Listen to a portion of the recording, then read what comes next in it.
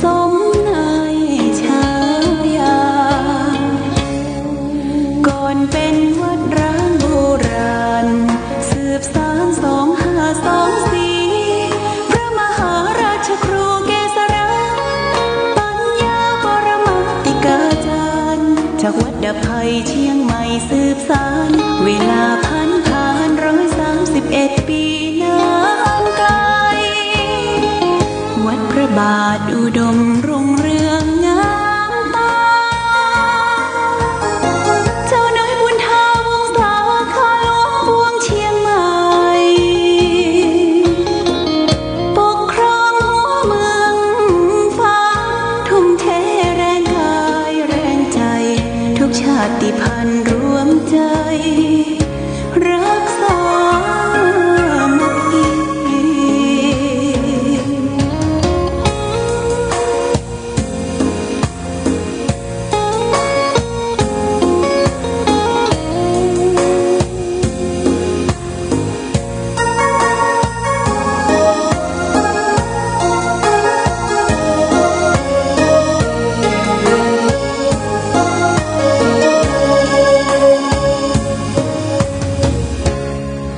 ก่อนเป็นวัดร้างโบราณสืบสาน2524พระมหาราชครูเกษราปัญญาปรมาติกาจารย์จากวัดดำไพเชียงใหม่สืบสานเวลาผ่าน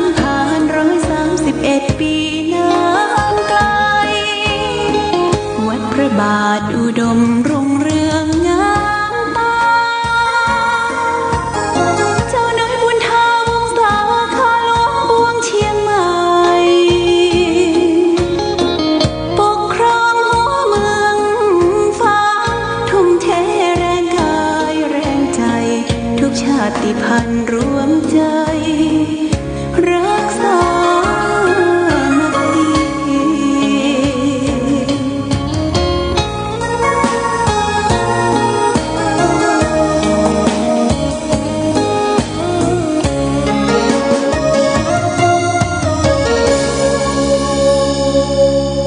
เจริญสุข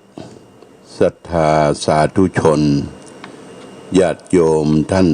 พุทธบริษัททั้งหลายวันนี้รายการธรรมะประทีปส่องต่างก็ได้มาพบปะกับพ่อแม่พี่น้องศรัทธาสาธุชนญาติโยมแห่งครั้งหนึ่งวันนี้เป็นวันพุธที่6วันพุธที่6เดือนตุลาคมพุทธศักราช2564ซึ่งตรงกับเดือน12เหนือเดือน10ใต้แรม15ค่ำวันนี้เป็นเดือนดับญาติโยมนะเป็นวันพระวันศีลเป็นเดือนดับวันพรุ่งนี้ก็จะเป็นเดือนเกี่ยงออกละเดือนก็ออก1ค่ำวันพรุ่งนี้วันนี้ก็ญาติโยมมีโอกาสเวลาก็ไปวัดไปวาใส่บาตรญาติปกประพฤติปฏิบัติธรรม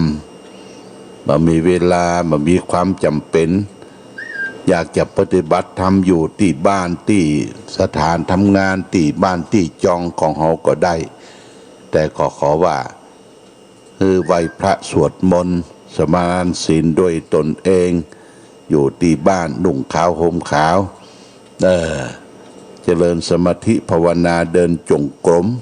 อย่างที่เคยประพฤติปฏิบัติมาเป็นวันพระวันศีล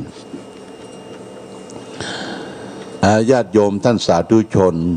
อากาศบรรยากาศตอนนี้ก็คือเริ่มจะเข้าหน้าหนาวมาละนะหน้าหนาวออดฮอตเอาไปตามถนนเดี๋ยวซ้ายแลขวาตามต้งตามนาเข้ากล้าไร่นาก็ออกรวงเหลืองสะพังไปเข้าดอกเข้าหยังเพื่อก็จะเก็บจะเกี่ยวแต่ว่าเดือนเกียงจะออกละวันพรุ่งนี้เดือนเกียงออกเดือนเกียงนี้ก็จะกินข้าวใหม่น้ำหวานวันนี้เป็นวันสุดท้ายของเดือน12เหนือเป็นวันที่เราได้ตาลมา เป็นระยะเวลา1 เดือนตานหาพ่อหาแม่หยาดน้ำใบตาลกัวเข้าคันเข้าตาลเตะตาลทำก็ผ่านพ้นไปเนาะผ่านพ้นไปตาลสลากหากไม้สลากนั้นก็ยังแงมมาถึงเดือนเกี่ยงอยู่นะในช่วงในกลางพรรษานี้ก็มีหลายวัด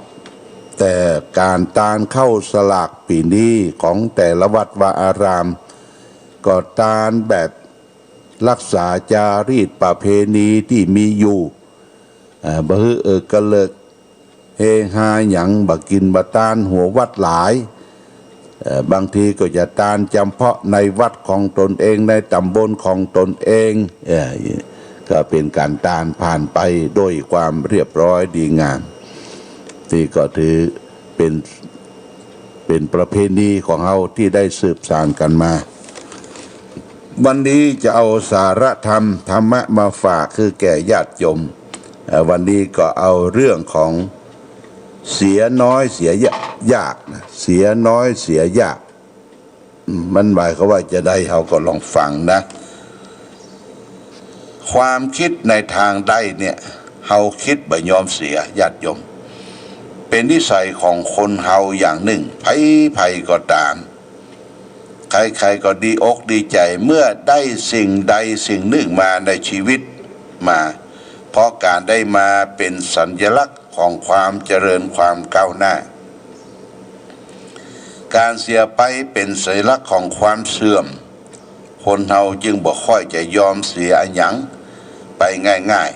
ๆถ้าบ่ได้กลับคืนมาในบางสิ่งบางอย่างคนเราถึงกับสละชีวิตเพื่อรักษาสิ่งที่น่าห่วงแหนไว้ไม่ยอมให้มันเสียไปแต่ในบางกรณีคนเฮาต้องยอมเสียประโยชน์ส่วนน้อยเสียพ่องเพื่อทนุถนอมไว้ซึ่งประโยชน์ส่วนใหญ่พอถ้าเฮาไม่ยอมเสียส่วนน้อยก็จะเป็นเหตุทำลายประโยชน์ส่วนใหญ่ไปในภายหลังบุคคลที่มีปัญญามองเห็นการไกลย่อมยอมเสียเพื่อวัตถุประสงค์ดังกล่าวโดยบ่ยากจึงมีสติที่ถือกันในทางโลกและทางธรรมว่าประโยชน์ตนเป็นประโยชน์ส่วนน้อยประโยชน์ส่วนรวมเป็นประโยชน์ส่วนใหญ่เพราะตนเป็นส่วนหนึ่งของสังคมในโลกเนี่ยดำรงอยู่ในโลกนี้ชั่วระยะเวลาหนึ่งเต่าอัน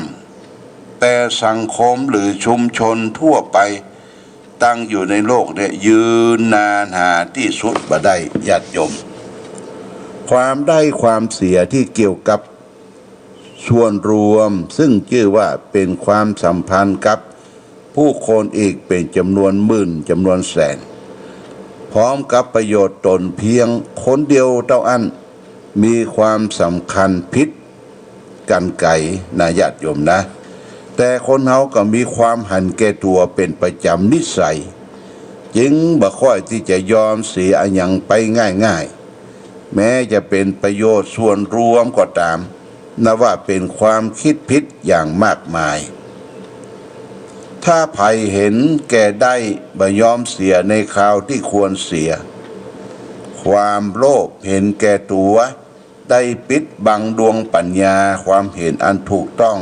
ในใจเสียอย่าหารู้ไหมว่าเพราะความบ่ยอมเสียของคนนั่นเองแต่กลายเป็นความเสียของคนอื่นซึ่งเป็นจำนวนหนึ่งจำนวนหมื่นจำนวนแสนดังที่ประวัติศาสตร์ได้จารึกความเสียหายจากโลกในใจของคนเราแต่คิดให้พวกได้ประนามสาปแช่งกันอยู่ทุกวันเนี่ยญาติโยมนะคือความสุขหาประโยชน์ส่วนตัวและบ่ได้มองหาประโยชน์ส่วนรวมเนี่ยญาติโยมตัสมาหิปันติโตโปโสสัมปัสสังอัตมัตตโนโลกัสสะนะวสังคัจเฉหะไนยะทิสตังมะนังผู้เป็นบัณฑิตเมื่อเห็นเป็นประโยชน์ตน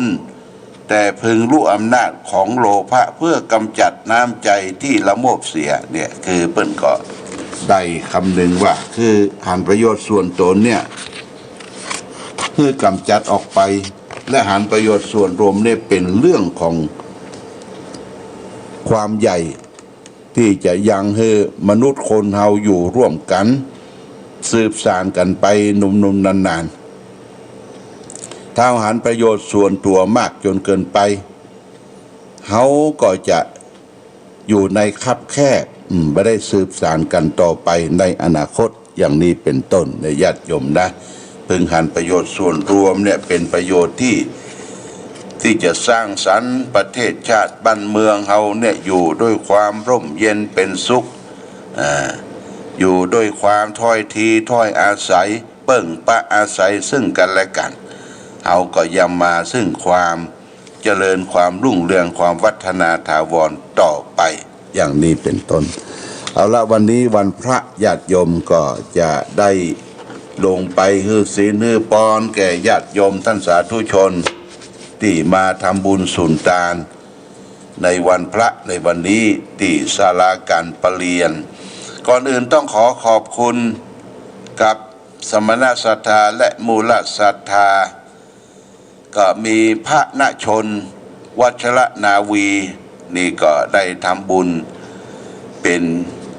ค่าบำรุงไฟฟ้าสถานีวิทยุชุมชนอุทิศส่วนกุศลให้แก่ป้าน้อยปัญญาแม่อุ้ยคำงูงามจำนวน500 บาทอันนี้จากวัดห้วยงูในคุณโยมกระดกพิษชัยนาพร้อมด้วยครอบครัวได้ทำบุญอุทิศล้าน2พี่น้องสันทรายได้ทำบุญอุทิศเป็นค่าน้ำค่าไฟของสถานีอุทิศส่วนกุศลให้แก่คุณธนกิจนรุตรักขา 1,000 บาทคุณกนกพิษชัยนาพร้อมด้วยครอบครัวถวายไว้ไปหน้าร้าน2พี่น้องได้ถวายค่าไฟฟ้าของวัดพระธาตุศรีมหาโพธิโพธารามพระเจ้าหลวงแห่ง 1,000 บาทญาติโยมคุณกนกพิษชัยนาพร้อมด้วยครอบครัวร้าน2พี่น้องทำบุญอุทิศคือแก่พ่อตาลแม่ขันแก้วชัยนา 1,000 บาทอันนี้เป็นกองทุนไอ้ตาลที่จะตาลกฐินนะการกฐิน 1,000 บาทต้องขอขอบคุณคุณกนกพิษชัยนาร้าน2พี่น้องก็ทำบุญอุทิศสงฆ์เกินพ่อหมักคำจีแม่หมักเอาเซงเป็นค่าทำบุญสุนทาน 1,000 บาทนะญาติโยมนะคุณสุดใจแม่พันทองตาพีตาเหียงอุทิศให้แก่พ่อจมแม่มาเสาตาคำนี่เป็นการทำบุญค่าไฟฟ้าสถานี100 บาทคุณพ่อสุดใจแม่พันทองตาเหียงอุทิศให้แก่พ่อน้อยกรอบแม่น้อยตาเหียง100 บาทค่าสถานีทำบุญสถานีแล้วก็คุณกนกพิษชัยนาและครอบครัวได้ทำบุญยอดกฐินบ้านห้วยจนุปลองบ้านห้วยจนุ3 กองละ300 บาทเปิ้นตานมา 1,000 บาทโมทนาสาธุและคุณกนกพิษชัยนาพร้อมโดยครอบครัวคุณฟั่นทองตาเฮียงแล้วก็บำรุงกันเทศในวันที่8เนี่ยกันเทศสถานีเนี่ย1,100 บาทโมทนาสาธุมาณโอกาสนี้พร้อมกันนี้ก็มีแม่คำน้อยสุปัญญานี่ก็ร่วมทำบุญถวายผ้าจำนำพรรษาเนนของเนนเนี่ย500 บาทโมทนาสาธุที่ได้บริจาคผ่านที่คุณใครใจหันตระกูลมาเอาละญาติโยมท่านสาธุชนวันนี้ก็พอสมควรแก่กาลเวลา ได้มาปะมาพบอู้จาทักทาประสัยกันในวันพระ เดี๋ยวก็จะลงไปฮื้อศีลฮื้อปอนที่ศรัทธาญาติโยมมาร่วมทำบุญกันในภาคเจ้าเซตนะอย่าฟังฮื้อศีลฮื้อปอนแล้วฟังธรรมตั้งแต่9 โมงไปถึง10 โมงเนี่ยเซต1 ชั่วโมงพอดีก็ต้องขออนุโมทนาขอบคุณกับญาติโยมผู้ติดตามรายการฟังธรรมะรายการ